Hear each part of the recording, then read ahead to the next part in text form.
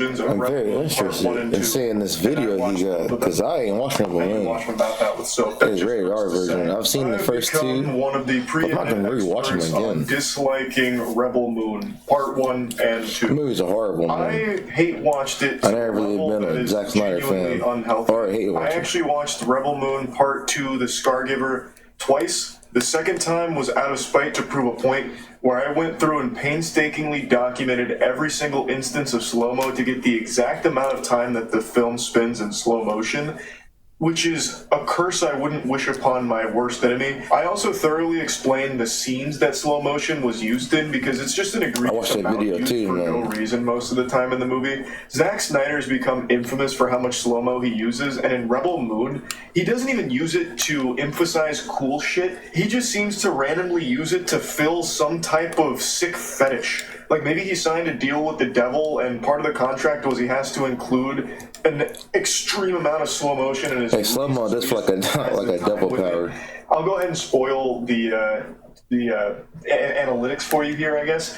So, for my calculations, when I went through and timestamped everything, it came out to 20 minutes and 56 seconds of Rebel Moon Part 2 is spent purely in slow motion. And sometimes the slow-mo goes 2 layers deep, where a slow motion scene will actually slow itself down for even more intense slow-mo, which drags it out even further. And like I said, he just randomly puts slow motion in these movies for no reason, so it's not even used in action scenes a lot of the times. So in Part 2, a lot of slow motion is used when they're farming. Slow motion farming. When they're like taking a scythe. So much of farming is crazy, man. The movie's so boring. People defend Zack Snyder so hard. Someone who's very enthusiastic about watching more critical, run through the air in very slow speeds. Your wishes have been answered. I don't know why they gotta make a rated R version of the movie. On to the R-rated version. This is supposed to be like the definitive Snyder cut. This is his original vision. Apparently, what he did is he filmed Rebel Moon Part 1 and 2 as R-rated film. Why isn't it filmed as rated R? It's because PG-13 for Netflix. Netflix doesn't care about being rated R. Exactly, it makes no sense. It's not like you went to theaters, you went to streaming, and it's not like R-rated movies flop on streaming like you could. They don't. They do flop in movie theaters. And now after seeing it, it's very clear that a lot was missing from Part 1 and 2, which led to the narrative being a lot weaker in what he put out. I don't know why Zack Snyder can't just release the complete version of his films the first time around. Instead, he has to double dip with a fucking follow-up cut.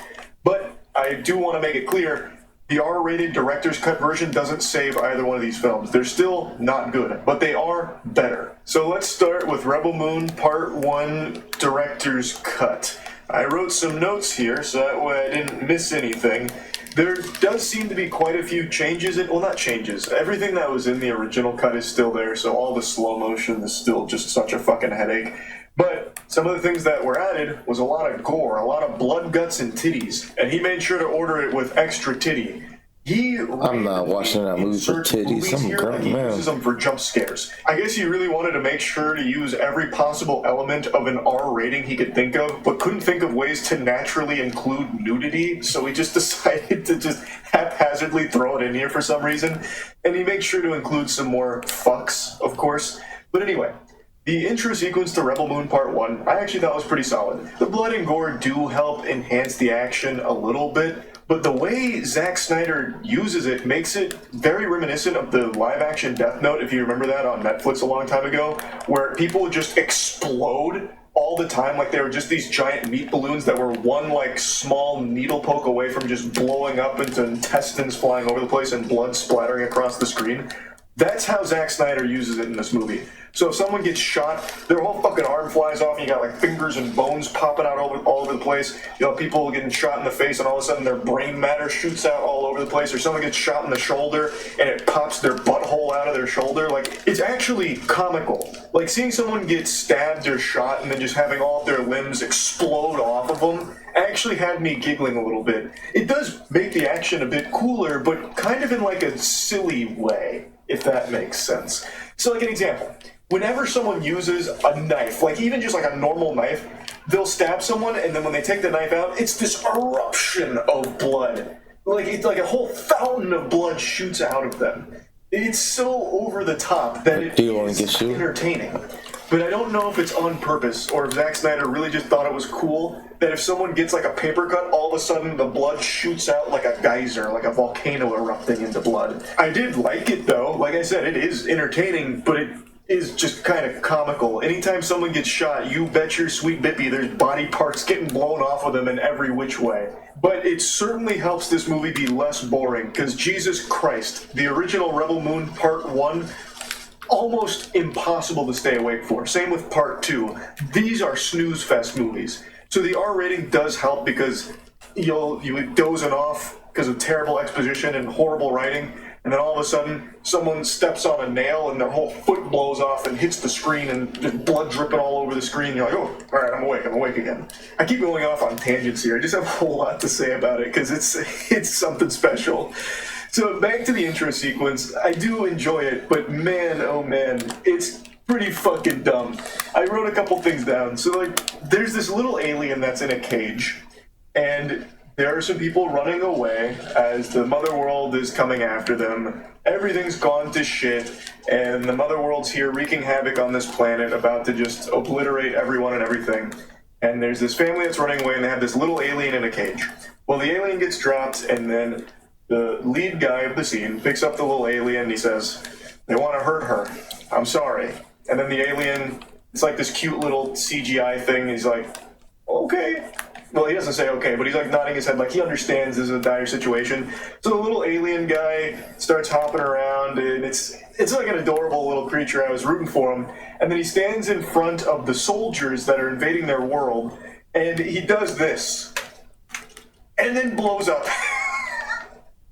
The little alien guy explodes. He just blows himself up like Voltorb casting self-destruct and takes out, I don't know, like 20 soldiers or something, which ultimately does nothing because then just another wave of soldiers come in and murder the family and take their son to turn him into a soldier. And during this scene, Zack Snyder makes it immediately clear that there's gonna be boo. Come hell or high water, honkers will arrive. So during this invasion, randomly, there's just like some women that are getting taken by the soldiers, and they're taking their clothes off, and like just leaving them bare ass naked, and then branding them, and they do that for like 2 or 3 women, and then that's never touched on again. It's just there to illustrate like, oh, these are some like really evil people. But it's an entirely unnecessary thing to include. He's already fully established that this group is not good. They're a bunch of jerks, to say the least. Pardon my French. Like, he didn't need to do that. Like, we're watching a war, and we're watching the general do some fucked up garbage with this family, and then randomly it's like, okay, now take her clothes off. Do it now. It's like, what the fuck, Zach? Like, I get it's R-rated, but that scene didn't add anything. It was just weird. It was just like a weird thing to include, in my opinion. Right, I remember added so much that just come out of nowhere. Like a little alien doing. Right, they ever came out. Zack Snyder was a freaking horrible, like not director, but like horrible person. That's exactly what making people get nude and stuff on set. For no reason. Uncomfortable. I didn't really get that impression. I would that a lot of things happen here. But I know he's married and he's supposed to be a good guy, but you never notice this. This is an R-rated movie. So when we first go to the farm planet, when they're on Velt, the first fucking thing we see here, I wrote this down because I wanted to make sure I got the quotes right. So they're in this village, they're in this hall, and they're talking about the upcoming harvest. And the head of the community says that the optimal way to ensure a successful, good harvest is everyone going and having sex. Like, everyone's just super horny. It's like a giant orgy community is like the first impression you get of it. He says verbatim, "Fuck hard tonight. Fuck for the harvest." Those are his exact words. It's so horny for no reason. And then right after that, they play some, like, music in the hall to get everyone, like, ready to go have sex for the harvest. And then our main character, Cora, or Arthaleus, she then... Hey, I'm not watching the Rated R Snark like just to watch He's sex also in the second movie, but I keep forgetting his name. I'm pretty sure it's Din. And the sex scene lasts for so long. It is such a long, uncomfortable scene. Like, it drags for a long time. I'm shocked there wasn't slow-mo used during the sex scene. like, I think Zack Snyder thought he was shooting porn at this point. Like, it totally loses the plot. It didn't need to be that long. And, you know, it's full nudity and everything, but, like, it doesn't add anything. Like, what? At no point in the rest of the film or in the second film does having sex for the harvest come up. It's just in this director's cut in the very beginning of this film, and I just don't get why. It's just because he seems to want another excuse to show honkers. Like, he just wants to have yams out at all times, I guess. But it's more than just the sex and blood that gets added to the director's cut. He added a lot of lore. So lore that really should have been there in the PG-13 version is there in this version. It's not like there's profanity or anything used in it, and there's not like gore for some of these scenes. There are just like actual world building elements in the director's cut that weren't there in the PG-13 cut. So it is better. I don't.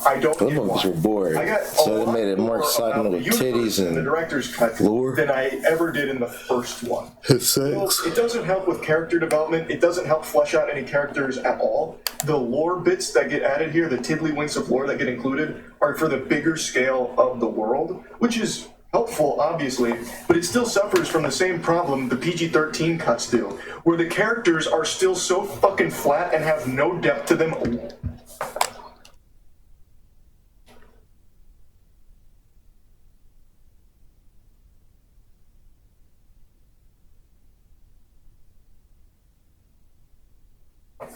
Man, I was kissing on Norm. Whatsoever. That was not fixed in the director's cut of these movies. And some of those scenes are actually really cool. Like, I've always said, Zack Snyder has some really cool set pieces and cool moments, but he can't write for shit. Across, 7 hours and 2 movies, he has failed to do what some TV shows capture in a single episode, making you care about the characters and the universe. He still hasn't done that, even with those director's cuts now, in my opinion. But there are some really cool scenes. He just needs to surround himself with some writers that can actually breathe life into this, and he can just focus on some cool shots, cool action. Like, that's what he is best at. I don't know why he doesn't just bring in some writing talent to help him realize these things. But anyway, I want to talk some more about some of the new additions to Rebel Moon Part 1. So, when they first meet Kai, it's pretty different here. So they go to a brothel, because, of course, I mean, hey, R-rated Rebel Moon, baby. So they all go to a brothel, and things kind of play out similarly to the PG-13 cut when they first meet Kai and everything. However, there's a couple of things that are different. There's like a nipple robot that has some screen time for some reason, and when they leave the brothel, the nipple robot is shown coming out and then like looking in their direction. So I was actually led to believe we're about to get like a whole new DLC character here with the nipple robot, but you never see them again in the rest of that movie or in the second movie.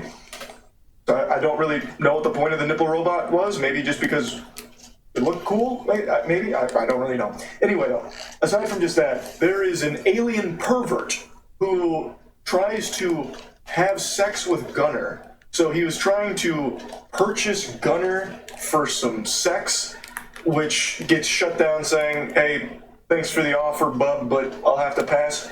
And then the alien pervert grabs his meat, like actually gives him the old dick twist. And for some reason, that actually, like, they hold that for a little while. So he was just there, like, fondling his balls. And I wrote down the line he says because it was a doozy. I actually rewound it so that way I could catch all of it. He said, I'm gonna fuck that pretty pink hole on his face.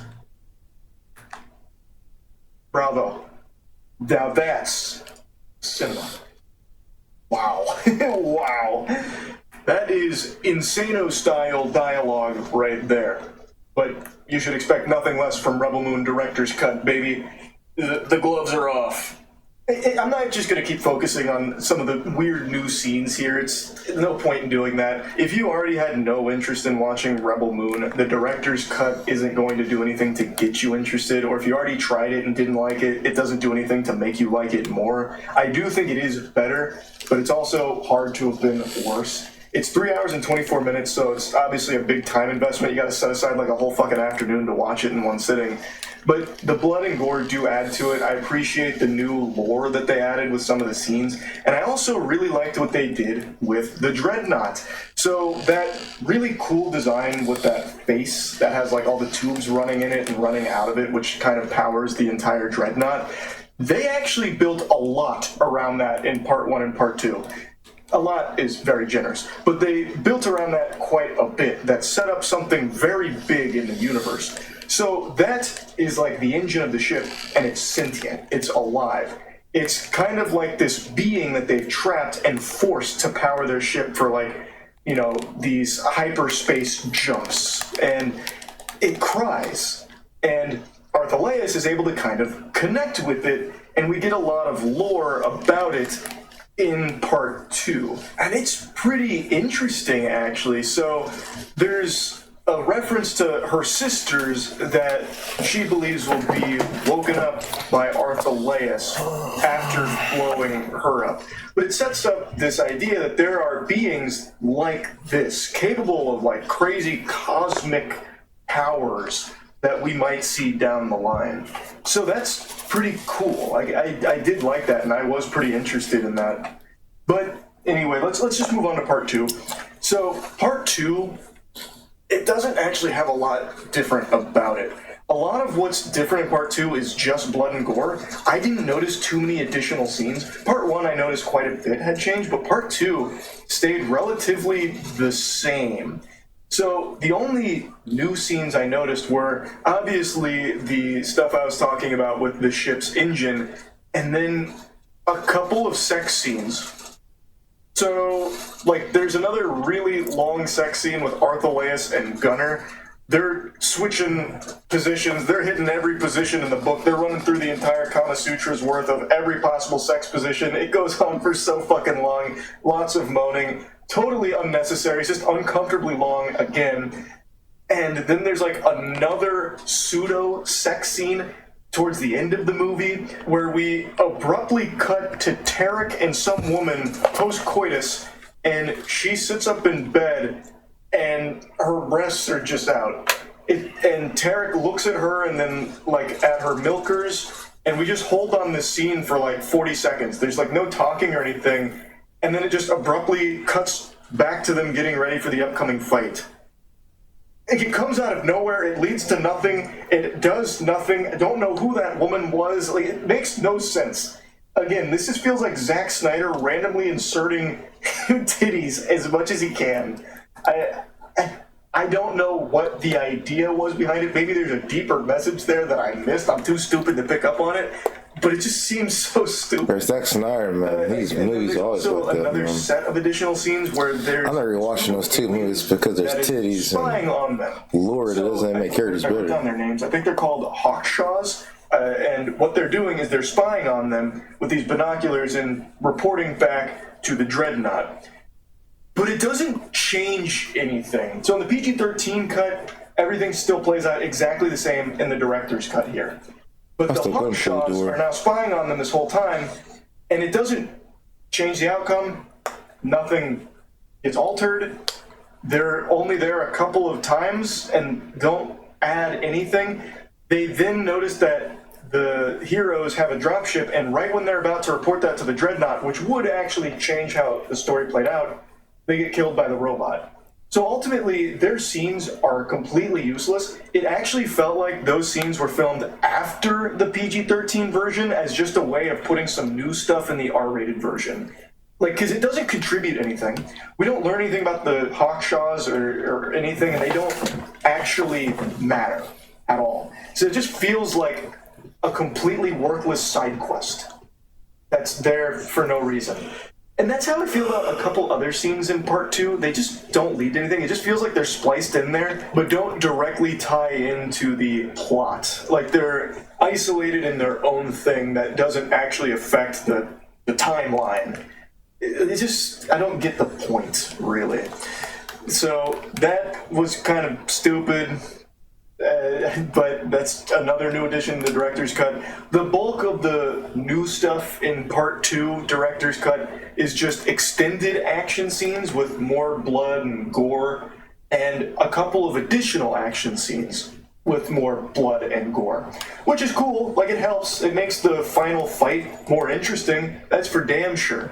So the final fight, some of the slow-mo doesn't look nearly as goofy in the director's cut version as the PG-13 version, because in the PG-13 version, they'd have a slow-motion scene of someone just like falling off a bridge for 6 uninterrupted seconds and nothing's really changing. Whereas here, that same scene now has like some body parts flying around and like some blood going in this direction and a couple of other things happening in the back. So it is more interesting. It does help. But it doesn't save the movie. I still think Rebel Moon Part 1 and 2 are not worth watching. They're just not very good. But if Zack Snyder had just released these complete versions the first time around, the Rebel Moon series wouldn't be nearly as much of a joke as it is right now. Because at the very least, they're not as boring. Just straight up, they're not as boring anymore. The enhanced action sequences do help in that regard. Now he just needs to bring in some writers. Maybe he'll do that for Part 3. Who knows? But yeah, I do think the director's cuts are better versions of Rebel Moon Part 1 and 2. But I still think I just wasted like 7 hours watching these. I would love if I feel like I should have waited. Next time I'm just gonna wait. I'm gonna wait to watch Zack Snyder's. It'd be so much better. I'll wait to watch Zack Snyder movies until they're rated R. Until they're coming out 3 fucking times. But yeah, I mean, I didn't have to do that, but I did anyway. Bro, I said, why would you want to watch movie twice? Just because the DC one did so good. And they did the rated R cut.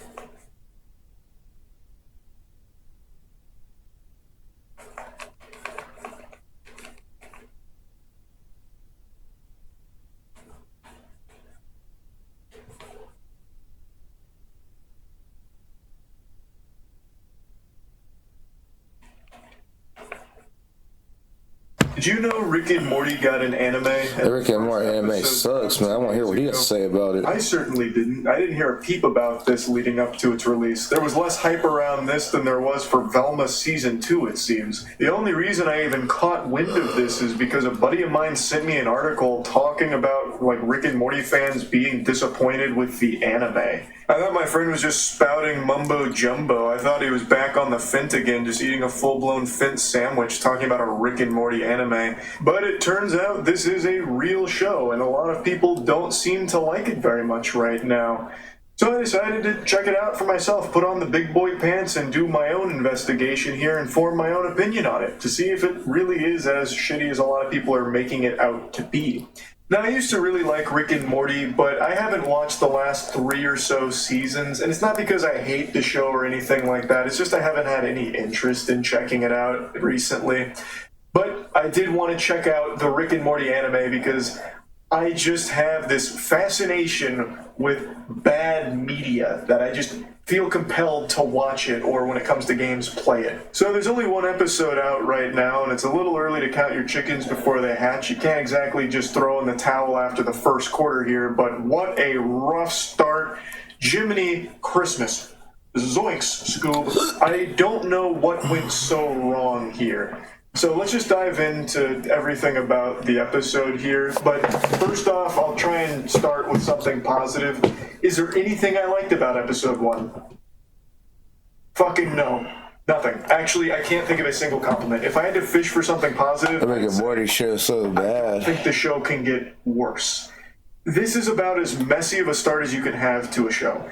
It's not even like a good-looking show. It's a really weird style. I'm not going to play any clips from the trailer because YouTube's been kind of weird with the MCA recently, so I'll just show you a couple images. It reminds me of the way Clifford the Big Red Dog's cartoon looked. It just looks so weird, like it's not finished. It's just like doodles. It looks like anime, like a flip book. And for some reason, the animation is super choppy. I don't know if that's on purpose or what, but I actually thought my surface was lagging and causing it to like buffer during a couple of the scenes where Morty is running. It reminds me of the Dive Fantasy music video, you know, where they break into that pool and then a Lovecraftian monster blows that girl's eyes out or whatever, but like 10 steps below that. I don't really understand what they were going for with this style here. It's just not pleasant to look at.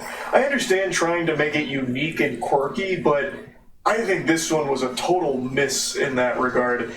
Now let's talk about the actual contents of the episode. Do you remember that episode of Rick and Morty where they go to Blips and Shits and Rick puts that helmet on Morty for a game called Roy, and what happens is it transports him into a life where he spends 55 years living as someone named Roy. He experiences love, loss, he has a wife, all kinds of things. And it's a minute and a half or so montage of life. And then Roy falls off the ladder and dies. Game over, and that takes Morty out of the game, only for him to realize that those 55 years that he experienced weren't real. In the real world, no time had passed. But to him, that whole experience was real. And it's just a really interesting concept. I actually think that episode's a banger. The Rick and Morty anime takes that and shitifies it. So it takes that concept, and instead of giving you a minute and a half montage showing it, it's a 20-minute episode that tries so hard to be deep and profound, but ends up sounding lamer than that classic Rick and Morty Reddit copy pasta. Well, to be fair, so don't watch the next Star movies till the rated R version comes out, because he even cuts story content. I'm not gonna rewatch that again. I'm not no horny 12-year-old. Give Morty a VR headset, and the VR headset. It's like if I was a little boy, a 12-year-old boy, I would love the Star movie. And the Rick and Morty show. And what's happening is, animation, I can't get past how the animation looks. 5 or 6 so bad. Mortys chaotically, randomly. There's even 2 moments in this episode. I was really confused too. It's like he was saying. Comes up for 2 seconds, and it feels like that was an editing error. That happens twice, and it's just constantly cutting between a bunch of different scenes that don't actually connect. The only thing that is through line is that Morty is here, he's about to get beaten up, and then some giant monsters come out, and in a couple different versions they're slayed in different ways. So a love interest slays them one time, a friend slays them one time, and then it just keeps. How you mess up a VR? You made VR awkward and weird. It's like when you try and that's crazy. Dream, but all you can recall are bits and pieces that don't